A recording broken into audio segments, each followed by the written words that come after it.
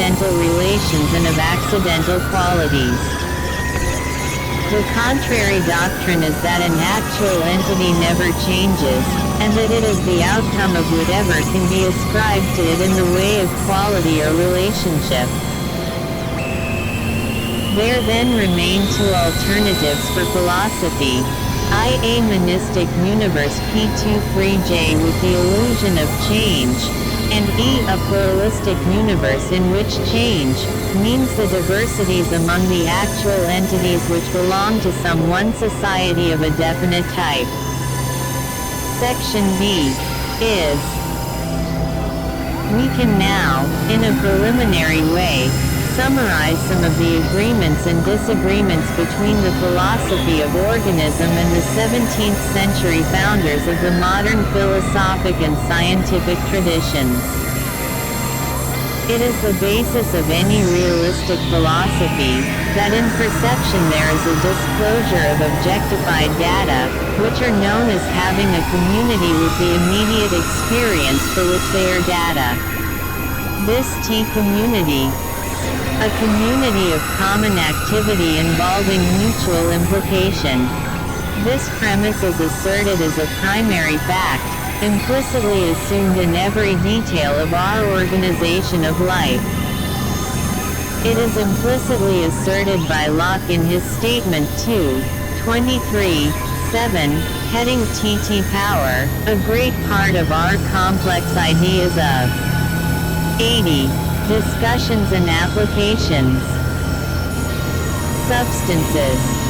The philosophy of organism extends the Cartesian subjectivism by affirming the ontological principle, and by construing it as the definition of actuality. This amounts to the assumption that each actual entity is a locus for the universe. Accordingly, Descartes' other statement, that every attribute requires a substance, T is merely a special, limited example of this more general principle. Newton, in his treatment of space, transforms potentiality into actual fact, that is to say, into a creature, instead of a datum for creatures. According to the philosophy of organism, the extensive space-time continuum is the fundamental aspect of the limitation laid upon abstract potentiality by the actual world. A more complete rendering of this limited, real, potentiality is the physical field. A new creation has to arise from the actual world as much as from pure potentiality. It arises from the total universe and not solely from its mere abstract elements. It also adds to that universe. Thus, 124J every actual entity springs from that universe which there is for it. Causation is nothing else than one outcome of the principle that every actual entity has to house its actual world. According to Newton, a portion of space cannot move. We have to ask how this truth, obvious from Newton's point of view, takes shape in the organic theory. Instead of a region of space, we should consider a bit of the physical field. This bit, expressing one way in which the actual world involves the potentiality for a new creation, acquires the unity of an actual entity. The physical field is, in this way, atomized with definite divisions. It becomes a nexus of actualities. Such a quantum, i.e., each actual division of the extensive continuum is the primary phase of a creature. This quantum is constituted by its totality of relationships and cannot move. Also, the creature cannot have any external adventures, but only the internal adventure of becoming. Its birth is its end. This is a theory of monads, but it differs from Leibniz's in that his monads change. In the organic theory, they merely become.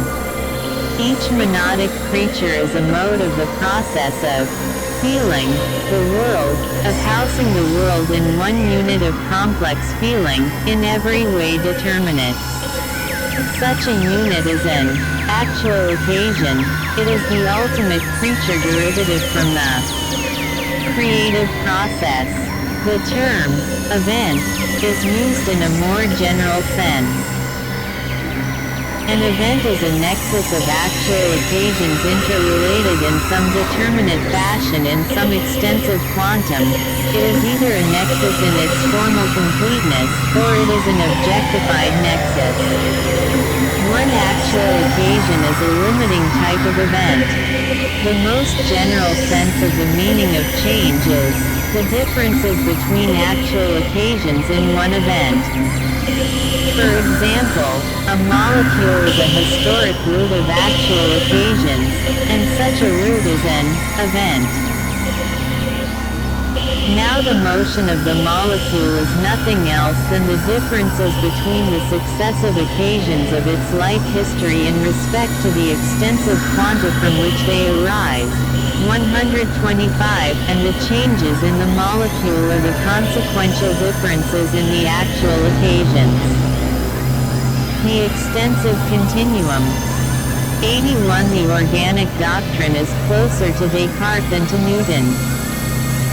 Also it is close to Spinoza, but Spinoza bases his philosophy upon the monistic sub-tilde stance, of which the actual occasions are inferior modes. The philosophy of organism inverts this point of view.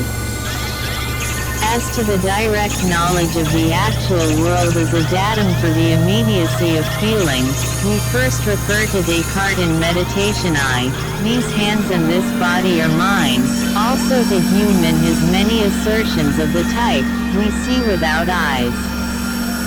Such statements witness to direct knowledge of the antecedent functioning of the body in sense-tilde-perception. Both agree, thought Hume more explicitly, that sense-tilde-perception of the contemporary world is accompanied by perception of the witness of the body. It is this witness that makes the body the starting point for our knowledge of the circumambient world. We find here our direct knowledge of causal efficacy. Hume and Descartes in their theory of direct perceptive null-tilde-edge dropped out this witness of the body, and thus confined perception to presentational immediacy.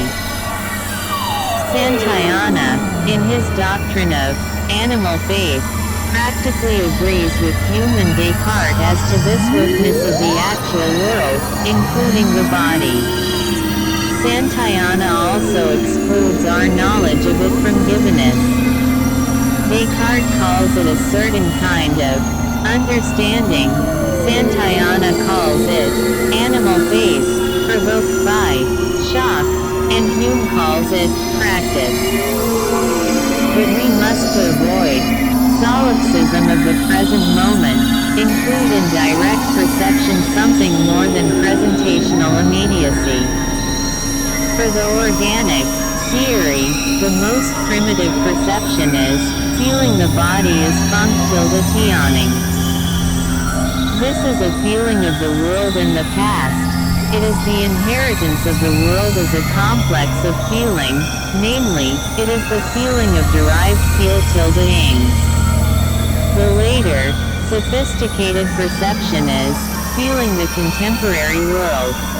Even this presentational immediacy begins with 126J sense-tilde-present-tildetation of the contemporary body. The body, however, is only a peculiarly intimate bit of the world.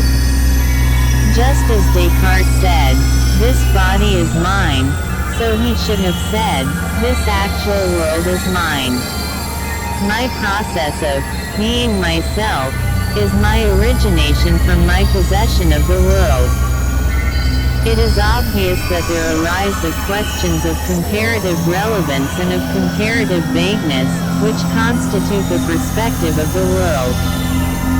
For example, the body is that portion of the world where, in causal perturbation, there is some distinct separation of regions. There is not, in causal perception, this distinctness for the past world external to the body. We eke out our knowledge by symbolic transference, from causal perception to sense presentation, and vice versa. Those realists, who base themselves upon the notion of substance, do not get away from the notion of actual entities which move and change. From the point of view of the philosophy of organism, there is great merit in Newton's immovable receptacles. But for Newton they are eternal. Locke's notion of time hits the mark better. Time is perpetually perished till the ing. In the organic philosophy an actual entity has perished when it is. 82. Discussions and applications. Complete. The pragmatic use of the actual entity, constituting its static life, lies in the future. The creature perishes and is immortal. The actual entities beyond it can say, "'Tit is mine." But the possession imposes confirmation. This conception of an actual entity in the fluent world is little more than an expansion of a sentence in the Timaeus. 90t. But that which is conceived by opinion with the help of sensation and without reason, is always in a process of becoming and perishing and never really is. Bergson, in his protest against TT spatialization, is only echoing Plato's phrase, and never really is. 928a, T. Jowett's translation. Professor A. E. Taylor in his commentary on Plato's Timaeus renders the word O6 tilde by TVA1IEF, or judgment, in the place of Jowett's word, opinion. Taylor's translation brings out the Platonic influence in Descartes' Meditations, namely Plato's O6 tilde A is the Cartesian judicium. Chapter 3 The Order of Nature. Section I. 127J In this, and in the next chapter, among modern philosophers we are chiefly concerned with Hume and with Kant, and among ancient philosophers with the Timaeus of Plato. These chapters are concerned with the allied problems of order in the universe, of induction, and of gen_arrow truths. The present chapter is wholly concerned with the topic of order. For the organic doctrine the problem of order assumes primary importance. No actual entity can rise beyond what the actual world as a datum from its standpoint its actual world allows it to be. Each such entity arises from a primary phase of the concrescence of objectifications which are in some respects settled. The basis of its experience is given. Now the correlative of order is disorder.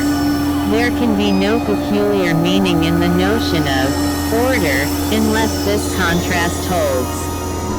Apart from it, order must be a synonym for givenness. But order means more than givenness, though it presupposes givenness. Disorder is also given. Each actual entity requires a totality of givenness, and each totality of givenness attains its measure of order.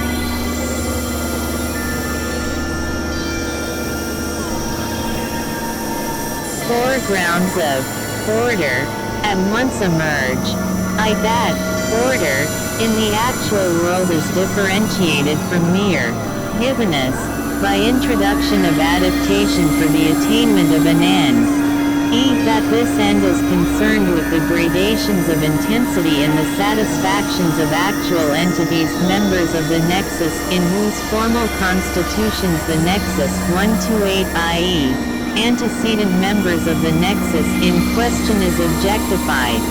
E. That the heightening of intensity arises from order such that the multiplicity of components in the nexus can enter explicit feeling as contrasts, and are not dismissed into negative prehensions as incompatibilities. I.e. that intensity, in the formal constitution of a subject superject involves appetition, in its objective functioning as superject. Order is a mere generic term. There can only be some definite specific order, not merely order, in the vague. Thus every definite total phase of givenness involves a reference to that specific order, which is its dominant ideal, and involves the specific disorder, due to its inclusion of given components which exclude the attainment of the full ideal. The attainment is partial, and thus there is disorder, but there is some attainment. 83. 84. Discussions and applications. And thus there is some order. There is not just one ideal order, which all actual entities should attain and fail to attain. In each case there is an ideal peculiar to each particular actual entity, and arising from the dominant components in its phase of givenness. This notion of dominance will have to be discussed later in connection with the notion of the systematic character of a cosmic epoch, and of the subordinate systematic characters of societies included in a cosmic epoch. The notion of one ideal arises from the disastrous overmoralization of thought under the influence of fanaticism, or pedantry. The notion of a dominant ideal peculiar to each actual entity is Platonic. It is notable that no biological science has been able to express itself apart from phraseology which is meaningless unless it refers to ideals proper to the organism in question. This aspect of the universe impressed itself on that great biologist and philosopher, Aristotle. His philosophy led to a wild overstressing of the notion of final cause during the Christian Middle Ages, and thence, by a reaction, to the correlative overstressing of 129, the notion of efficient causes, during the modern scientific period. One task of a sound metaphysics is to exhibit final and efficient causes in their proper relation to each other. The necessity and the difficulty of this task are stressed by Hume in his dialogues concerning natural religion. Thus the notion of order is bound up with the notion of an actual entity as involving an attainment which is a specific satisfaction. This satisfaction is the attainment of something individual to the entity in question. It cannot be construed as a component contributing to its own concrescence. It is the ultimate fact, individual to the entity. The notion of satisfaction is the notion of the entity as concrete, abstracted from the process of concrescence. It is the outcome separated from the process, thereby losing the actuality of the atomic entity, which is both process and outcome. Satisfaction provides the individual element in the composition of the actual entity, that element which has led to the definition of substances, requiring nothing but itself in order to exist. But the satisfaction is the superject, rather than the substance, or the subject. It closes up the entity, and yet is the superject adding its character to the creativity whereby there is a becoming of entities superseding the one in question. The formal reality of the actuality in question belongs to its process of concrescence and not to its satisfaction.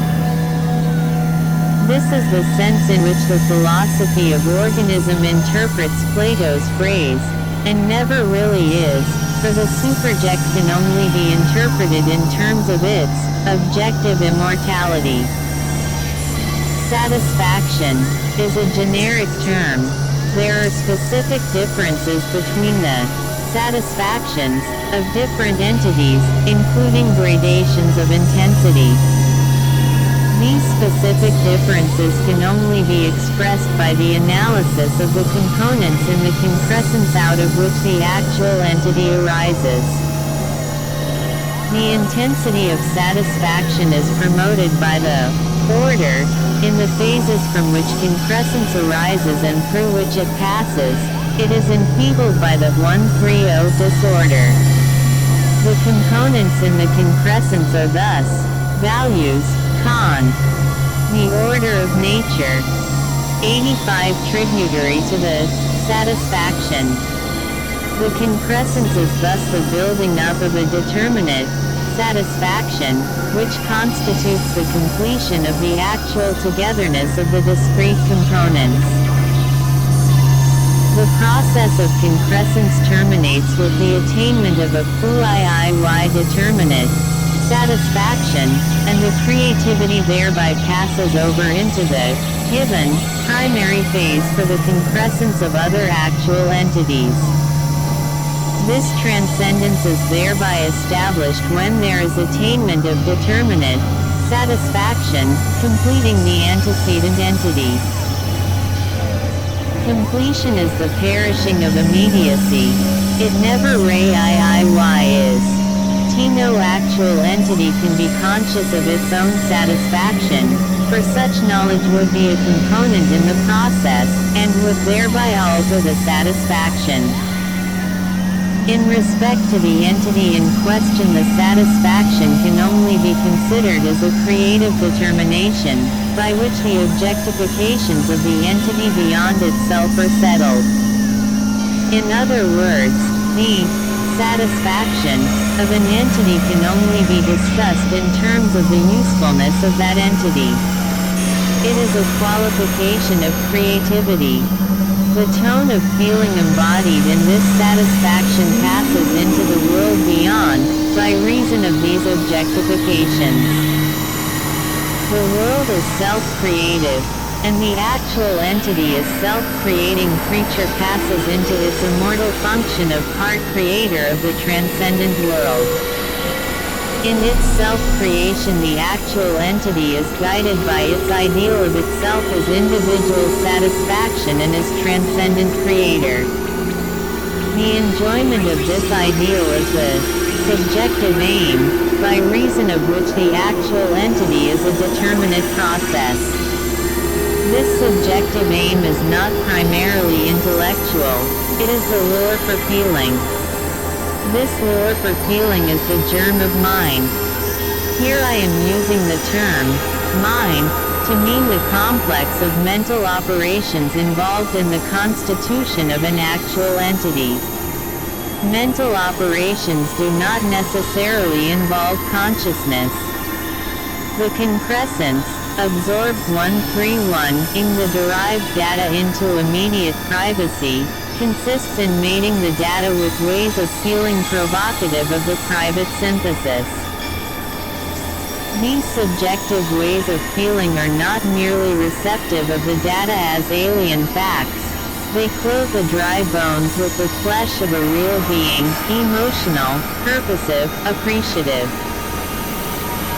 The miracle of creation is described in the vision of the prophet Ezekiel.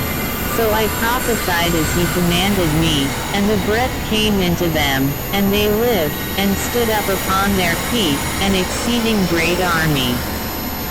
1. The breadth of feeling which creates a new individual fact has an origination not wholly traceable to the mere data. It conforms to the data, in that it feels the data. But the how of feeling, though it is germane to the data, is not fully determined by the data. The relevant feeling is not settled, as to its inclusions or exclusions of subjective form, by the data about which the feeling is concerned. The concrescent process is the elimination of these indeterminations of subjective forms. The quality of feeling has to be definite in respect to the eternal objects with which feeling clothes itself. 1 Ezekiel, XXXVII, Low, T. 86. Discussions and applications in its self-definition. It is a mode of ingression of eternal objects into the actual occasion. But this self-definition is analyzable into 2 phases. First, the conceptual ingression of the eternal objects in the double role of being germane to the data and of being potentials for physical feeling. This is the ingression of an eternal object in the role of a conceptual lure for feeling. The second phase is the admission of the lure into the reality of feeling, or its rejection from this reality. The relevance of an eternal object in its role of lure is a fact inherent in the data. In this sense, the eternal object is a constituent of the objective lure. But the admission into, or rejection from, reality of conceptual feeling is the originative decision of the actual occasion. In this sense, an actual occasion is causa sui. The subjective forms of the Prion 132 scions in one phase of concrescence control the specific integrations of prehensions in later phases of that concrescence. An example of the lure for feeling is given by Hume himself. In the first section of his treatise he lays down the proposition that all our simple ideas in their first appearance are derived from simple impressions, which are correspondent to them, and which they exactly represent. It must be remembered that in the organic philosophy the data of objectifications are the nearest analog to Hume's simple impressions. Thus, modifying Hume's principle, the only lure to conceptual feeling is an exact confirmation to the qualities realized in the objectified actualities. But Hume's Locke, CIT, notes an exception which carries with it the exact principle which has just been laid down, namely, the principle of relevant potentials, unrealized in the datum and yet constituent of an objective lure, by proximity to the datum. The point is that order, in the actual world introduces a derivative, order, among eternal objects. Hume writes, there is, however, one contradictory phenomenon, which may prove that it is not absolutely impossible for ideas to go before their correspondent impressions. I believe it will readily be allowed that the several distinct ideas of colors, which enter by the eyes, or those of sounds, which are conveyed by the hearing, are really different from each other, though, at the same time, resembling. Now, if this be true of different colors, it must be no less so of the different shades of the same color, that each of them produces a distinct idea, independent of the rest. Suppose, therefore, a person to have enjoyed his sight for 30 years, and to have become perfectly well acquainted with colors of all kinds, excepting one particular shade of blue, for instance, which it never has been his fortune to meet with. Let all the different shades of that color, except that single one, be placed before him, descending gradually from the deepest to the 1331 lightest. It is plain, that he will perceive a blank, where that shade is wanting, and will be sensible that there is a greater distance in that place, betwixt the contiguous colors, than in any other. Now I ask, whether it is possible for him, from his own imagination, to supply this deficiency, and to raise up to himself the idea of that particular shade, though it had never been.